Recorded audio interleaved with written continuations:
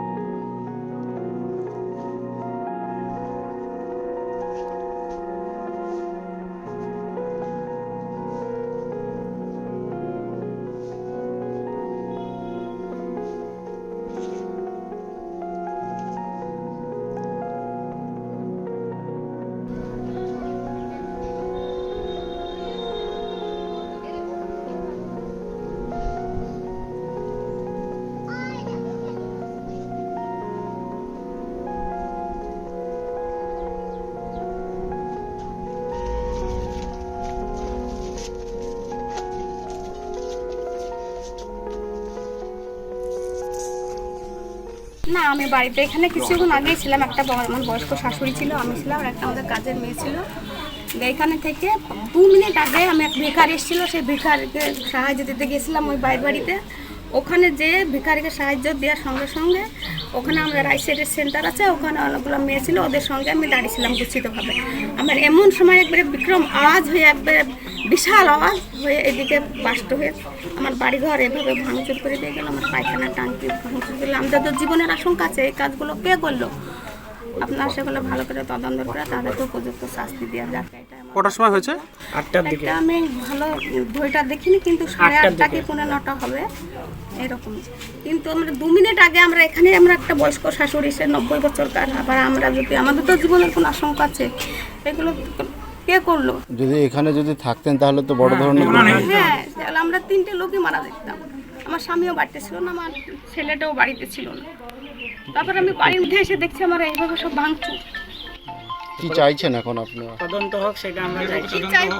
তাদের শাস্তি হোক, শাস্তি হোক। আবার পুনরায় যদি এরকম কারা রেখেছে কিছু? না, বাড়ির পাশে রেখেছিল, বুঝতে পেরেছেন? না, আমরা কিছু দেখিনি। ওই ধোঁয়াটা আসলো, ওইটাই জানি, শব্দটা।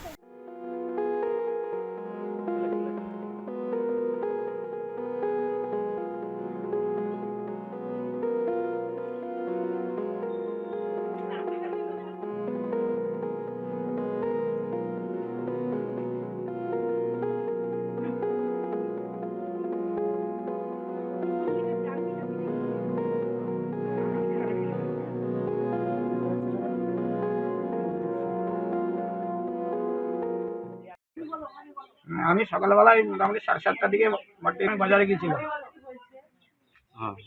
বাজারে পরে আমি সংবাদ পাচ্ছি এরকম বাড়তে, আমার বাড়তে এরকম পাশের বাড়িতে বোম বাস্ট হয়ে আমার বাড়িতে সব আঘাত করে আমার চালা টালা টাঙ্কি সব ভেঙে গেছে। আমি সেখান থেকে ছুটে এসে দেখছি তো থানায় গিয়েছে। থানায় বলে হ্যাঁ ওখানে পুলিশ গিয়েছে। আমি এসে দেখলাম হ্যাঁ পুলিশ আছে, এই ইনকোয়ারি পুলিশ করে চলে গেছে। আমার বাড়ি আসেনি, ওই দিক থেকে ইনকোয়ারি করে চলে গেছে।